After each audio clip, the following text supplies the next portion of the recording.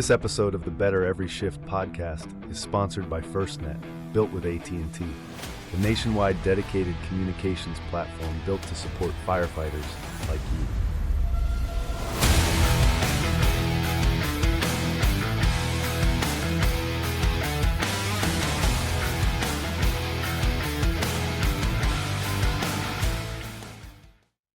Hey everybody, welcome to the Better Every Shift podcast. My name is Aaron Zamza. I'll be your host. I'm talking quickly because I'm excited because with me as always, with me especially on this one, is the commander, the editor-in-chief of Fire Rescue One, Janelle Fosquet.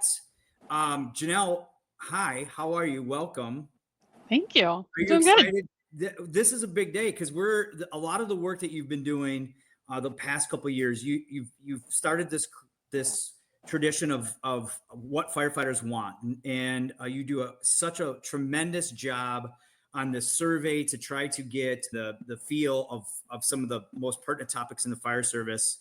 And again, very successful, very well done. So congrats to you. Thank you for your hard work with that. And today we have the two smartest Johns I know in the fire service that are going to talk about what we've learned and discovered from the What Firefighters Want 2025 surveys. We have Chief John Oates and Chief John Tippett. Welcome, gentlemen, to the program. Chief Oates, welcome back. Chief Tippett, please excuse me for my lack of professionalism. I've only done 150 of these podcasts, but we'll make it through together. But we're really here to talk about, we're going to dig into some pertinent topics. We're going to use swear words like aggressive and safety and culture and things that people somehow just really get my mom used to say undies in the bundle about things that I think we're all talking about some of the same topics, and the surveys kind of, I think, indicate that. But before we dig into that, again, welcome back to the program. Chief Oates, great to have you back. You're the CEO of International Public Safety Data Institute. You previously served as a chief of East Hartford, Connecticut Fire Department. You're advisor for us here at Fire Rescue One. You've been on before. Welcome, sir. How are you? I'm fantastic, and I appreciate the opportunity to have a conversation with my friend John Tippett, and certainly continue the strong work and the collaboration between IPSDI and FR1 with the survey and other projects as we kind of dive into what's going on in the fire service in 2025. It's good to see you. Yeah, good. Thank you for being back. And you are one of the smartest Johns. I mean, you and I have had some great conversations. We've done a couple episodes in the past. I encourage people to go listen to them because you're very passionate about what you stand for and talk about. And I always appreciate having you on. And you mentioned Chief John Tippett, who is new to the program, but definitely not new to the fire service. He's been the director of fire service programs at National Fallen Firefighters Foundation for many years. Previously served in leadership for Montgomery County, Maryland, and Charleston fire departments, and he still is active today with North Beach Volunteer Fire Department in Maryland. You've worked extensively on firefighter safety initiatives, Chief, throughout your career, and you are semi-retired, but we're bringing you out of retirement to kind of talk about some of these pertinent issues that you're passionate about. Welcome to the program, and how have you been? Thanks. It's a real pleasure to be here with who I think is the smartest John in the world. That's John Oates. I couldn't be more honored to have been approached to contribute to the article, and I'm excited to have an opportunity to talk about a topic I'm very passionate about. You might even get a swear word out of me here before it's over. That is my goal, is to get you worked up enough. And so let's talk. I'm going to start with Chief Oates on this. When we talk about aggressive and safety, why is there this, I don't know, disconnect, or why do people get, you say the word aggressive to some fire chiefs and they go, whoa, aggressive fire tactics. And, all of a sudden these two words can't coexist. What's the deal? And that's the frustrating part too. And I think everything has a local context, right? But the idea that those two things can't, shouldn't, or won't be mutually, that have to be mutually exclusive, that doesn't make any sense. And as a matter of fact, I sort of find it offensive, because that tells me, that if you're on one side of the camp, that sends a message that if you're an aggressive firefighter, that you're reckless, unsafe, and do dumb stuff. On the other hand, that if you're a safe firefighter, you're never going to cross the threshold into the burning building. Well, both of those things are incredibly dumb.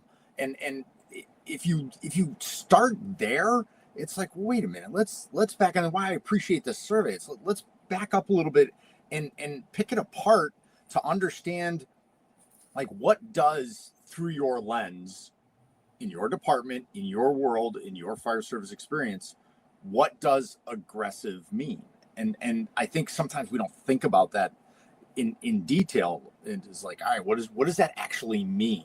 And the same with being a safe, I'd say safer firefighter. What does that mean? And yeah, I sort of reject out of hand that the two can't go hand in hand. And I could make a really big argument that they have to go together, because all the things that make you safer contribute to your aggressive posture on the fireground.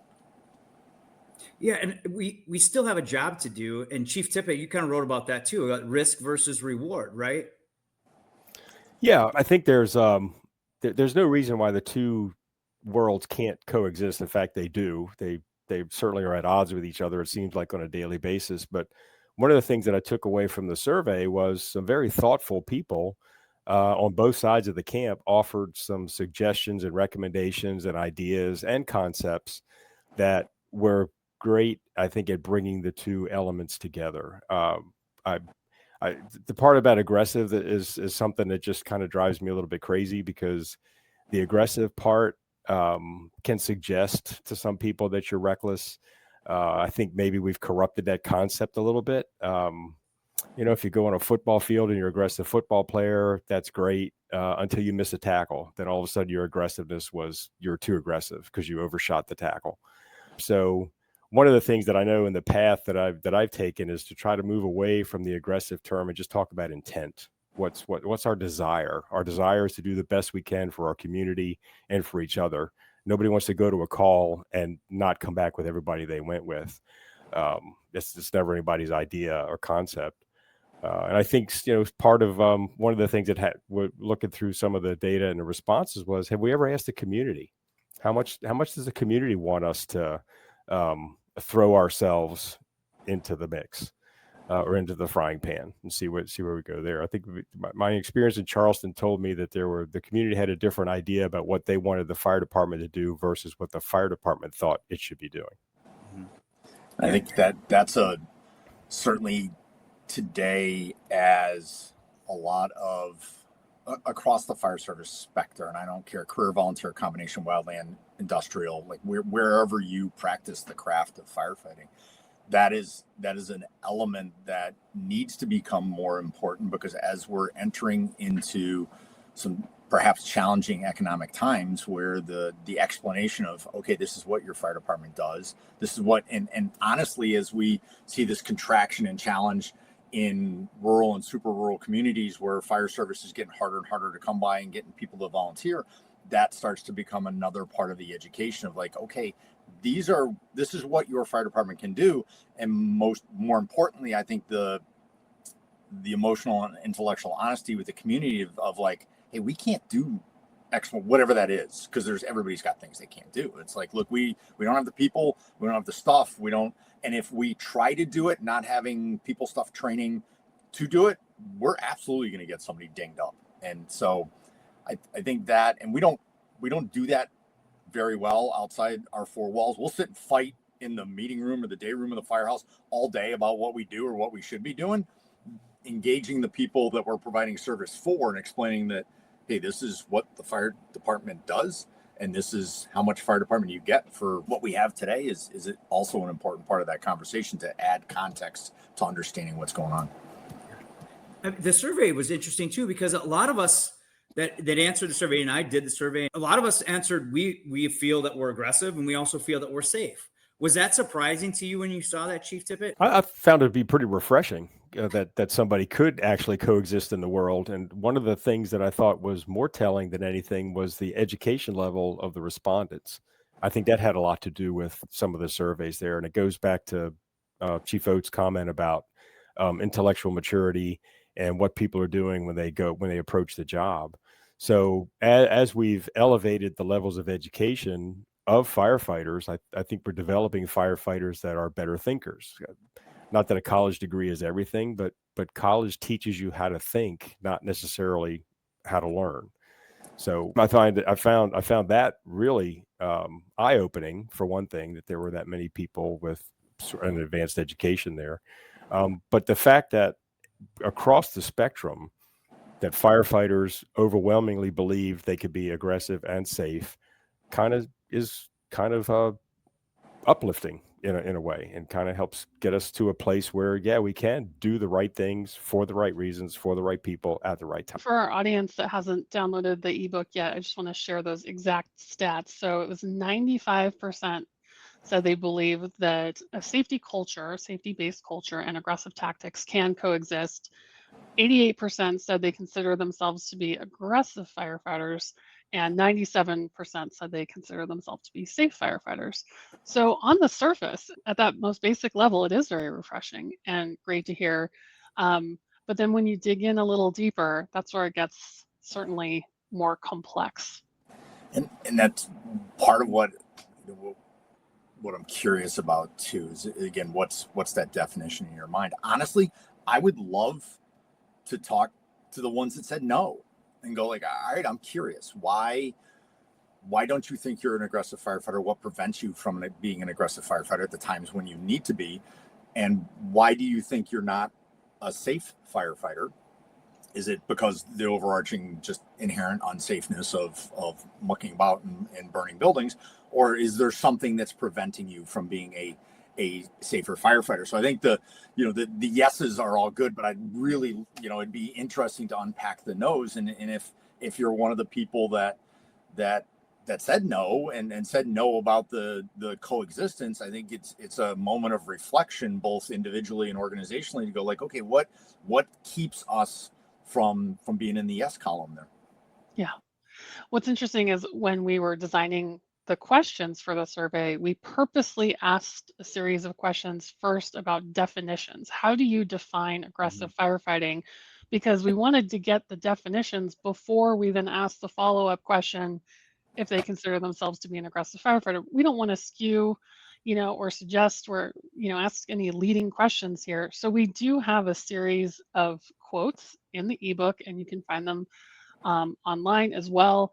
And we are digging into the no's, the no category, for the folks who responded that they don't believe that aggression and safety can coexist. We're going to talk about that a little bit on our What Firefighters Want webinar that'll be later this month.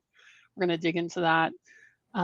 So the definitions piece of this was really, really fascinating, because that drives so much of this discussion, from what we can tell, is really how do you define aggression or aggressive tactics. So look for some of that in the ebook. And Chief Tippett, in your article, you really dig into a lot of the comments that people were sharing, because we can learn so much from people's from their comments, so much more than just a yes/no question. Right. Provides a lot more context. Well, and I'm interested too in we had mentioned about our citizens, right? Like, do we think that is aggressiveness synonymous with service and doing the job? And I think when we think about rescue, some people would think of that. I mean, how would you kind of sell this back to the community too? That term that we are, an intentional. Chief Tippett, I love we're an intentional fire service. We have intentional tactics, not necessarily aggressive. Elaborate a little bit on how should we kind of be talking to our citizens about being more aggressive or intentional. Chief Oates, I'll give you this one to start. I see the wheels turning. Yeah, it's so. I think so. If I may, I think some of it matters on where you sit, right? If you grab somebody in aisle 4 of your local grocery store and ask their comfort level about their local volunteer firefighter getting seriously injured or perhaps killed operating at at a fire in their dwelling, they'll be mortified to be like, oh my God, no, I don't want to do that. Those are wonderful people that give so much to the community, and I don't want anything bad to do with them. Again, career volunteer. But if that person is stuck on the second floor of a private dwelling with a fire on the first floor that's cutting off their only egress, then yes, I think their viewpoint would be skewed a little bit. That yes, I want them to accept a level of risk to be able to pluck me out over a ladder on a second floor window in order to get and stretch a hose line to put out my fire. But so I think understanding, again, educated consumers. But one of the things that I'm, that popped up is like in my head was that, bad analogy, but they stopped training kamikaze fighter pilots a long time ago because they understood the model didn't work. And their model was, we're just going to throw humans in relatively expensive airplanes at a problem until the problem goes away. And we don't expect any of them to come back. Well, that's not the way the fire service should be. There's no way that nth scale of whatever aggressive is in your mind that says we're the fire service equivalent of the kamikaze fire pilot is okay, should be even part of the calculus. At some point, Chief Tippett, did you think that was like, hey, that's part of the job, we lose people? Was that ever like at one point the mindset, and are we finding ourselves reevaluating that? Yeah, I think so. I think early in my career, the mindset was that firefighters get killed. That was going to be something that was going to occur, and it just became somewhat of an accepted level of what you went to do in the job.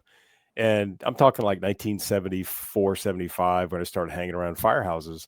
And by the time I got hired in 76, people at the table were starting to say, well, I'm not sure that it's worth me dying for something that's going to be leveled and rebuilt. And at that time, that, those individuals were kind of pilloried and thought that, you're in the wrong business. You got to go sell ice cream or something like that. But then as time wore on, and quite poignantly, especially with my time at NFFF, you'd have a chance to talk to some people who had a community that lost a firefighter. And the community would say things like, well, the property was insured. So we're heartbroken that somebody died because the property's been rebuilt. It's to some extent better than it was before. And this person died. So what did they die for? So I think we may have not yet quite scratched the surface a lot or deep enough with getting the community engagement about just what do you expect from the fire department. Mm-hmm. I think the community would say yes if I'm in deep trouble and you're supposed to come and save me. That's what you're there for. That's right. But as far as my stuff, it's all going to be replaced. So I think the transition over the course of the last almost 50 years has been somewhat of a transition, and yet, we still have people that are caught in the romance of the job, not necessarily in a negative sense, but maybe they haven't thought through it quite enough yet, or they haven't experienced the line of duty death, or what does it actually mean when that person that was at the table 25 minutes ago is not there, not just for a few minutes, but forever. And I think that's where you get to strike your balance. Yeah. Well, and again, it comes back to communication, expectations. And we almost get into a little bit about leadership. And there's some questions that, I'm going to result back to 2024 about believing in leadership. And, there is a correlation, I believe, in safety and leadership and incident command and communication and having strong leaders on incident commands. And, and I like to dig back into 2024 a little bit because this isn't just a one-year project. Leadership was one of the big topics in that year. Do you see that still part of the problem when you're looking at aggressive versus safety? Chief Oates, what do you think on that topic? So, like everything else, it's multi-leveled and nuanced. So, does leadership have an impact on everything we do? 100%, absolutely, it does. Both good and bad, right? and the fire service is going through this interesting time now with a lot of leadership change and leaders coming up through organizations and attaining leadership positions that maybe are like, I don't feel like I have enough time and experience or been to enough fires or whatever the measurement is in your organization to feel like I can lead, but they're thrust on the leadership, so they have to. I think the challenge of leadership is or being in a leadership position is you can think you're doing everything right and be doing absolutely everything wrong.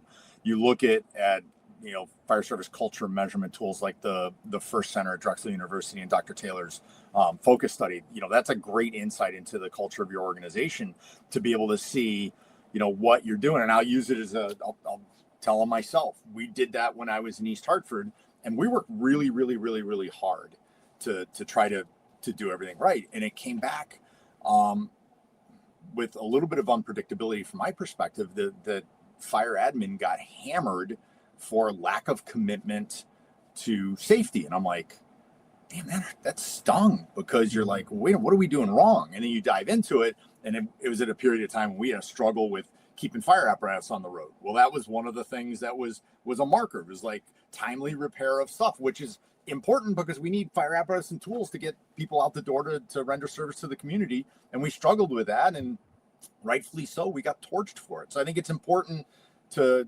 measure, where you're at as a leader in an organization. I think to dovetail a little bit with what Chief Tippett said is, with this evolution, so we have access to more information and more knowledge now than we ever have. So I think that's a part, and certainly as it relates to how things happen on the fire ground and what happens on the fire ground. And I think I hope we see that sort of maturity in the fire service.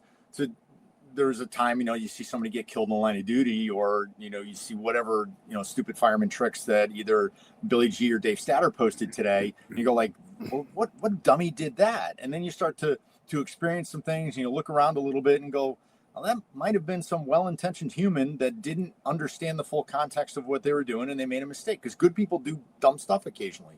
And the ability to dissect exactly what happened and learn from it. I know Chief Tippett put a life's work into the near miss program, and that was hugely valuable, because you could look at that in 30 seconds and see a department or a community or a building or a circumstance that looked exactly like you, and have the ability to learn from what that mess was without having to experience it. Yeah, and Chief Tippett, I know that this is something that you're, probably stood up to you in looking at the data, talking about like after actions of incidents, and it seems like there's room for improvement there. Yeah, I think the key there is candor. That's the key to the after action. If you get together after the fire's out and everybody just pats themselves on the back and talks about what a great job they did, they're not only fooling themselves, they're not giving the fire its full due, because there's not a look into whether you were accidentally successful at that fire or you were intentionally successful at that fire. And I think too often we walk away from an incident. It doesn't have to be a fire. It could be an extrication, could be a cardiac arrest, could be a lift assist. If you don't take a look at whether you did it intentionally, then you're really just kind of setting yourself up for failure, because you never know what your soft spots were. You never really understand or get to the point of, were we really well trained or trained well enough, and did we put everything in practice the way we could to get it done? So I think the key to that after action is for everybody to be candid. Respect is huge. I really have to compliment the process that I came through and what evolved in the Charleston Fire Department when I worked there, because they went from an organization that didn't really want to talk about what happened at the fire scene for fear of retribution, retaliation, discipline, to standing up right at the very beginning and saying that the incident commander would say, well, fellas, I want to start this off by telling you what I think I could have done better. And that opened the door for everybody to say, all right, if the boss can admit he made a mistake, then the rest of us can too, and we're going to be better for it in the long run. And if I could, just two quick things relative to AAR, is I had old school, really talented shift commander, that he would do a very quick AAR at, before a single ladder came down or a single line got picked up. So everything is laid out in front of you on the fire ground. So there's no fooling the players at that point when you say, well, I did this. Like, well, no, your hose line's right there. I see where it went and I saw what you did. And it allows that really, really quick first look when it's fresh in people's mind to be able to capture some of that nuanced stuff. It actually evolved too into the ability to do some gross exposure contamination while you're having that conversation. Everybody gets a wipe and they can start cleaning themselves up while you're having that conversation in the street. The other important piece that comes out of an AAR is it is the gateway to allow mentally connected, intelligent, smart fireground officers to measure the behavioral health impacts of their people, particularly if it's something really extra goopy or gory, or just impactful in some way, to look and go like, all right, Ann is fine, Steve is fine, Joe's a mess.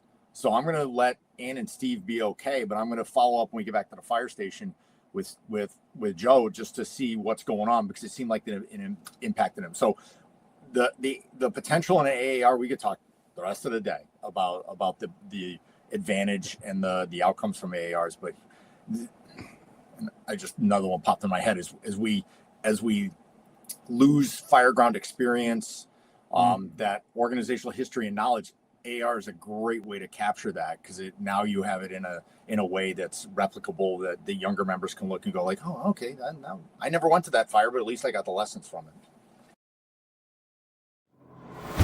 For firefighters, every second counts, and FirstNet is built to keep you connected when it matters most. With priority access and dedicated coverage even during large-scale emergencies, FirstNet helps you communicate clearly and stay coordinated. Count on FirstNet, built with AT&T, to keep you connected with priority communication when it counts. Get details at firstnet.com. That's FIRSTNET.com. And I just want to circle back on something you just mentioned, Chief Oates, a moment ago. You referenced the near miss program that Chief Tippett was so instrumental in. And Chief Tippett, was it surprising to you that in the survey responses that so many people reported having close calls within the past year? We asked, the past 12 months, have you personally experienced the following: Mayday, close call, low air alarm, and a series of others?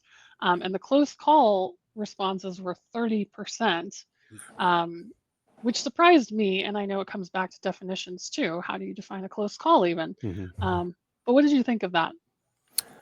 I thought it was very telling as far as people's candor. They're not accepting another Tuesday as just something happened. They recognize that the situation was something maybe they could have done either differently, better, or maybe not. Maybe they just missed a point or a cue. So I think that helps in the long run. Going back to our very definition of can aggressive and safety coexist. Well, the answer is yes. If we recognize that there are situations that we got out of really by luck and by nature's grace, not because we were the best in business, then we'll take a different approach to the fire ground. We'll look at the incident scene and say, we talk about fire a lot, but how about the almost got hit by a car on the interstate or just a local road, something of that nature. And just start to pay more attention to the fact that not just use the term that or take that term that we're in a high risk business and just cavalierly throw it around like it's another day, and really recognize that there can be instantaneous events that occur where the outcome is really irreversible. And because we made it through that 30% of those people will now say to themselves, well, before I get into that situation again, I'm going to be more aware of it. I'm going to tell my partners, my coworkers, my friends, my enemies, everybody that, hey, be careful. I made it to be able to tell this story just because of luck, not because of my skill, my education, my prowess, or whatever the case may be. Yeah, and I think too, the other part of this that stood out to me was, and John, Chief Oates, you mentioned this, the more educated you are, I believe, the more calculated you can be with your aggression, right? Over the last 10 years, there has been a lot of research in fire grounds, right? In flow path, in, just how things burn, right? More so than probably the previous, and I don't want to steal your thunder on this, Chief Oates, because I think you said in one of our previous podcasts that there's been more developments and research the last 10 years than there were the previous 100 in the fire service. And being an educated member of the fire service, I think you had said you can be aggressive, you can be educated and intentional with your decisions. But there are some basic safety measures that we can all and should all be taking. Let's address that a little bit too. And I think that comes into the culture. We had mentioned, whether people wear their seatbelts. Is there anything that stood out that we still need to improve on the basics? And I'll start with you, Chief Oates. We'll start with, for convenience sake, everybody on the planet wants to reduce success down to a pithy soundbite, bumper sticker, t-shirt slogan, or 144 character social media post. Well, guess what? It's not that easy. It's just not. Everything that goes into you as a successful firefighter, a successful fire company, a successful fireground operation, and a successful department is hard, and it's nuanced, and it takes a lot of time, and the investment in the study of the fire service and the repetitions to get good at firefightership is like, I don't know when, and I think we've all suffered from it occasionally, is when the fire service became the group of one and done. Because every time you go talk to members about like, hey, we're going to do X as a company level drill, you're inevitably going to get back from somebody, well, we just did that last month. Well, great, we're going to do it this month too, because we haven't used that at an incident in a while, and we want to make sure that we're not rusty and that it flows, the line comes off the engine the way it's supposed to, the ladders go up, we're good at search, and all of those things that build repetition. I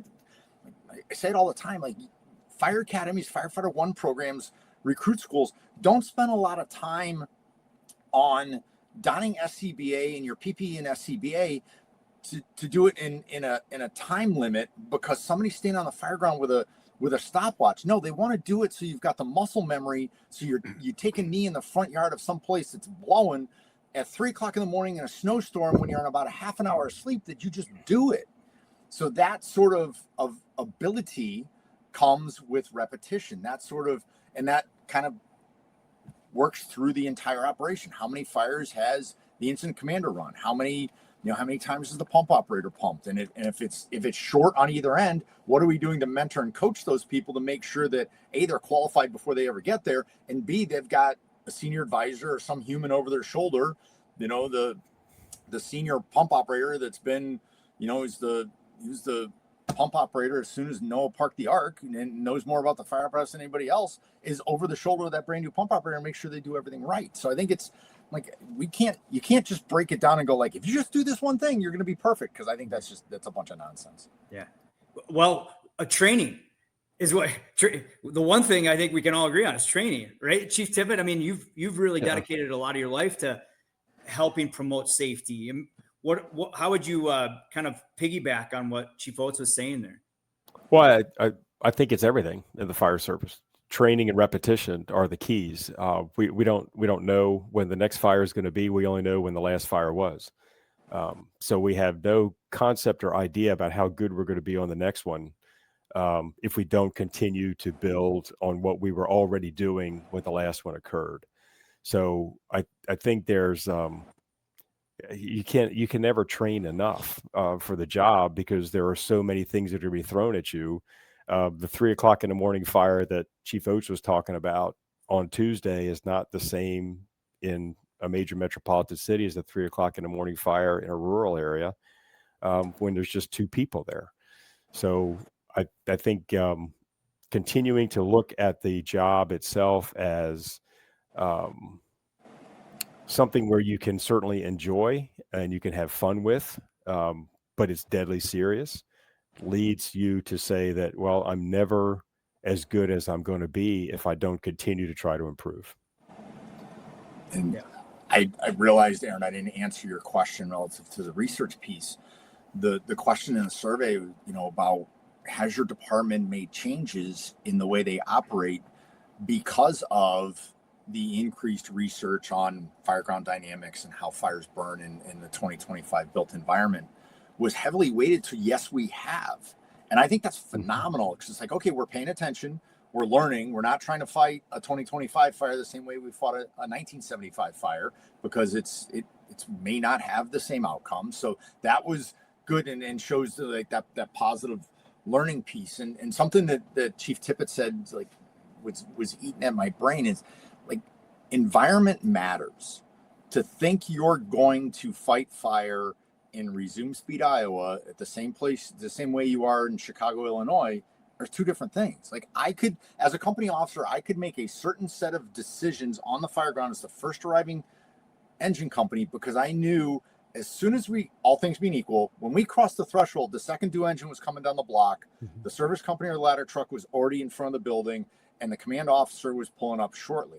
That is much different than I have to make my decisions based off of looking around and going, okay, it's me, two 70-year-old members that are life members, but they showed up just because they're around during the daytime, the UPS driver, and a kid from down the street are going to help me stretch the first hose line. That's a different set of expectations. And so, I mean, the expectation is still the same. We still got to put the fire out, but the circumstances in which we're making fireground decisions are different. I'm not saying I like it. I'm not saying it's good. It's just the reality of where you are and how your fire department is built is going to put you in a different sort of context for making decisions. So I think as people read the survey and look at the content on FR1 and listen to podcasts like yours, Aaron, I think people need to look around and see where they're sitting and understand their community, their fire department, and themselves before they start to make commitments about, well, we should do whatever it is. Yeah. And I also think, though, we also got to look in the mirror, right? Firefighters are really good at saying, organizationally, we don't have this policy, or, this chief doesn't run command really, really well. But then, there's also parts in the survey that ask about, are you wearing your seatbelt? Are you wearing your PPE through overhaul? I think that there are some things that we need to look at personally. And I want to kind of shift over. We talk kind of more organizationally and fire service in general, but let's hone in on the individual listening to this. I think we have some really good indicators that we're going in the right direction, but there are also some tidbits where we need to pay attention. And Chief Tippett, if you're talking to the individual about safety and aggression, what are some of those things you would highlight that we can do personally to be better and improve our own personal safety? That's a great question, because people are going to look at themselves. I think your comment about looking in the mirror is important, because who do you see when you look in the mirror? Do you see somebody that's well-trained, well-versed, well-prepared to do the job, or do you just assume that you're that person? So I think the element of being personally accountable to all the people you work with, because the organization I'm with now can be a 70-year-old person on the apparatus with an 18-year-old person on the apparatus, and maybe one or two people in between, or maybe it's all three 16-year-old or 17-year-old cadets. And what is their experience level? They've just completed Firefighter 1.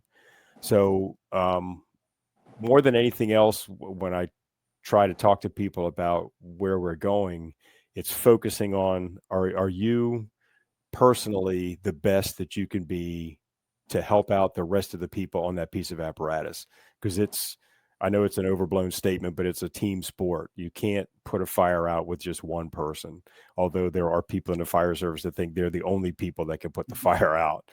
But I think it's important to know that unless you go into this vocation as a member of a group or a team member, you're not going to be successful, and you're going to put other people at a higher risk. So if you can't function as a group or function in the team world, then you should probably think about doing something else. Yeah, Chief Oates, you and I have had numerous kind of conversations about looking in the mirror. And I know you get very passionate about it, because there are a lot of things that we we do well, but we can improve on personally, right? What would you add? I think the first thing, and if there was one thing, it would be hold yourself to the same standard you hold everybody else to. Mm. And I'll say that again, hold yourself to the same standard you hold everybody else to. Because it's not just them, it's you. And to look at, okay, what are my, I don't want to say deficits, but what are the things that the Chief Tippett said? What are the things that I can get better at? You know, what are the things that either on the fire ground, around the firehouse, from a leadership perspective, personal health, you know, mind rights, physically, mentally, spiritually ready to go render service to my community, all those things. What are the things that I can do better is probably the biggest thing, because John's 100% right, man. Everybody's like, those guys, well, yeah, maybe. And I said it one time, I walked into the kitchen of the firehouse and they're absolutely just beaten to death. The company, the engine and ladder company from the other side of the city, just like dogging them to no end. And I'm like, you know what's really interesting? They're like, what? And I'm like, they're having the same conversation right now about you. And they're like, no, they're not. And I'm like, yeah, pretty much they are. Trust me. And they're, you know, but it's the thing we don't think of, because we think, well, we're better than everybody else. Well, maybe some of you are, but even if you're better than everybody else, that means you can still be better. And oh, by the way, if you're better than everybody else, why aren't you working to make them better?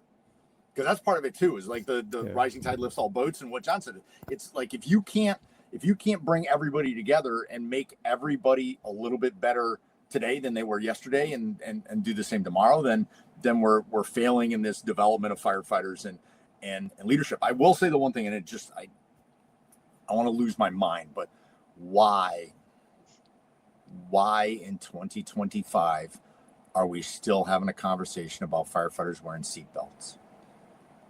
Somebody give me a good reason. Somebody somewhere. Like, and I will give you things that are not good reason. I didn't have time, not a good reason. It doesn't fit well, not a good reason. I can't get dressed without it. Well, that's even dumber, because you should be dressed before you even get in a rig. You know, and everything. Like I've heard every silly fireman excuse that there is on the planet about not wearing my seatbelt.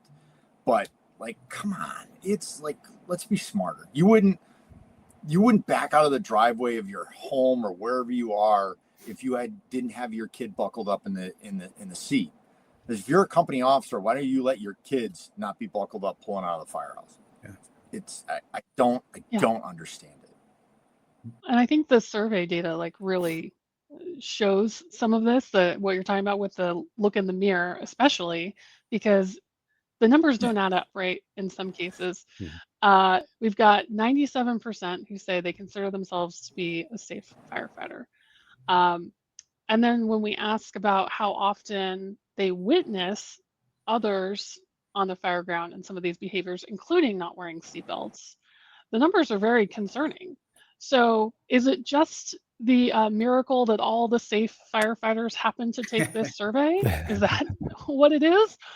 Or is it that maybe folks aren't exactly representing true safety, or again, comes back to definitions, what they consider to be safe.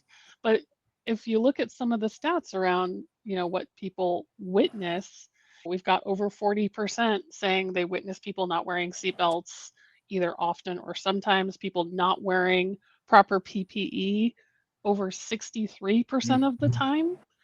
You know, that's huge. Reckless driving, over 42%, either often or sometimes. Unsafe ventilation tactics, ignored pass device activation. Basically, again, I'll say that the numbers don't quite add up. So what do you make of that, Chief? Well, actually, hold on. I want to ask Chief Tippett which one gets him so excited that it makes him want to swear. That was my goal. Chief, because I know Chief Oates, right? You and I believe the same thing. You know, wear your seatbelt, wear your gear. Chief Tippett, this is my opportunity. Which one do you just want to swear and go, God, why are we still doing this? Well, just to play right into it, it's the damn seatbelt. It just doesn't. I can't figure out, you know, at what point in time we. I mean, do we start to? You can't start the truck until everybody's in a seatbelt, until the belt's buckled. I mean, if we don't, and it goes back to look at in the mirror component. If you're not going to police yourself, you're going to get policed. That has happened time and again. And on a more serious note, if you look at the Stricker Street fire in Baltimore, after those 3 firefighters lost their lives, a city council member introduced legislation at the city level to prevent interior firefighting. So we have to do a much better job of being intentional about our own actions, or else the community, the government, some entity is going to force us into a world that we don't want to live in. So it's the seat belts, it's the and people that know me know the waist straps on SCBA. Ergonomically, it's just not comfortable. But we continue to do those kind of things. And back to Janelle's point about the number of people that witnessed, the thing I'd like to find out is, where was that individual in the cog of the fire ground? Were they one firefighter in a second alarm fire, and there's all these people running back and forth, and you'd have no ability to impact that?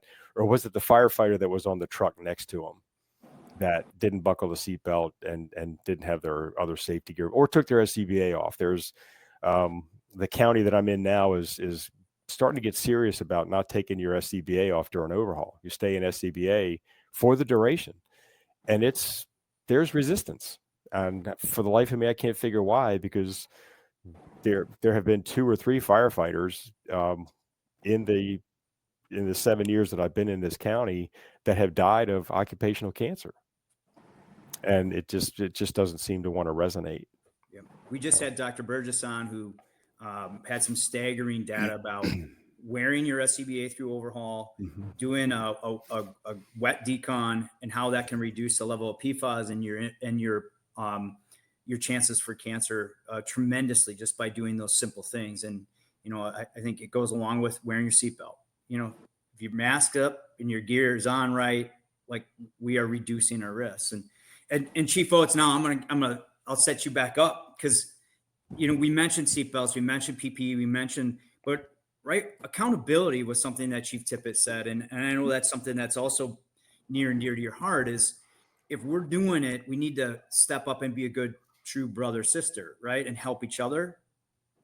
And I think that goes well with what Janelle mentioned, is the little bit of a disconnect between, yes, I'm safe, yes, I'm aggressive, but then you dive into the details and there's a disconnect there.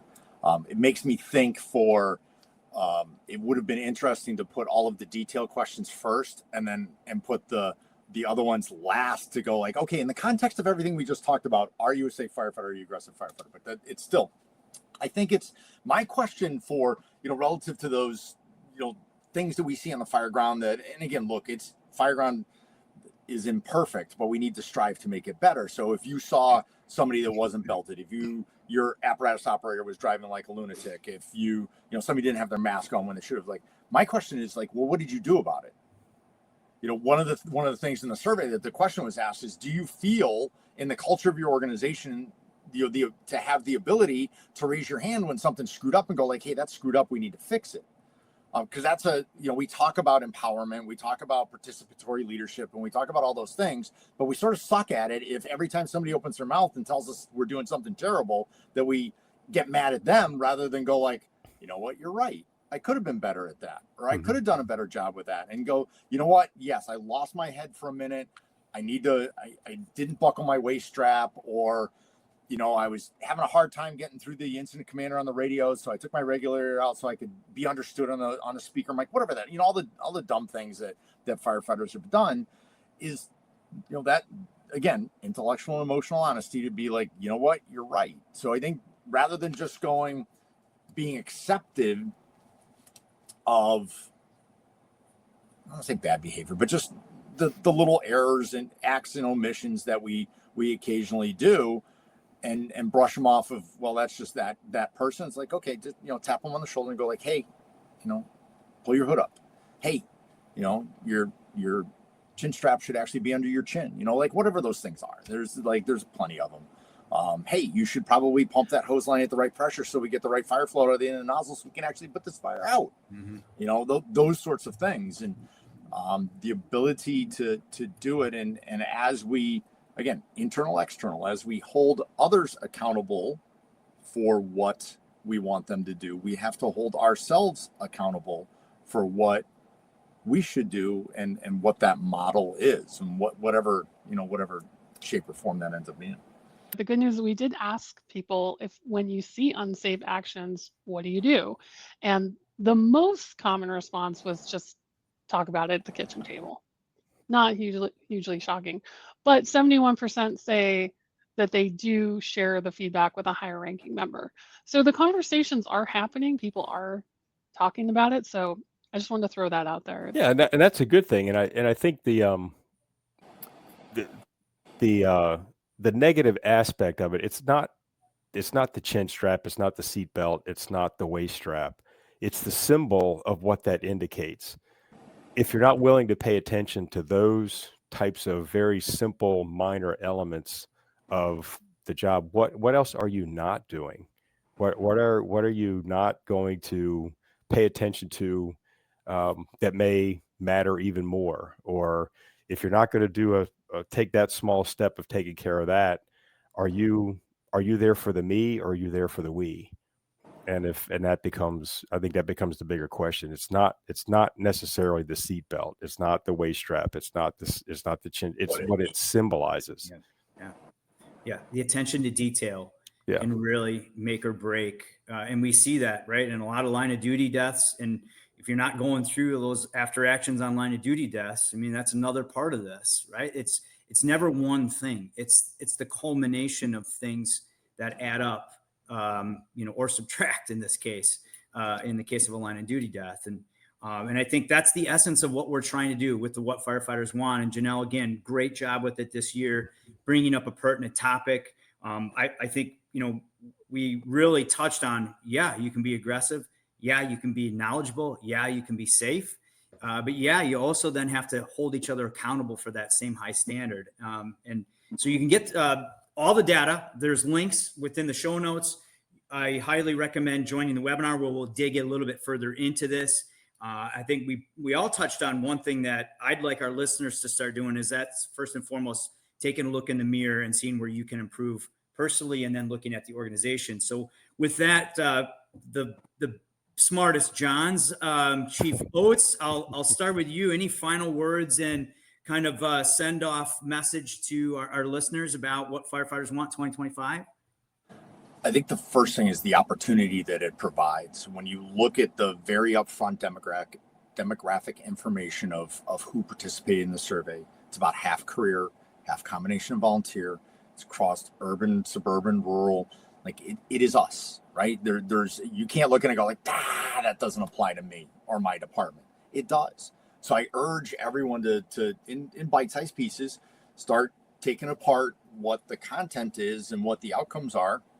And honestly, as you look at developing your winter time, like maybe January, February, it's really kind of ugly outside to do exterior training, or we want to do some officer development or some company level stuff. There's a lot of opportunities within the survey results to calibrate what's going on in your organization, calibrating what's going on with you as an individual.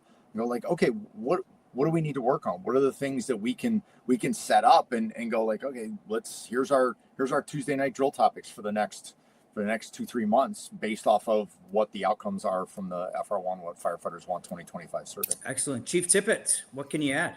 Well, it's hard to top the smartest John on the podcast here.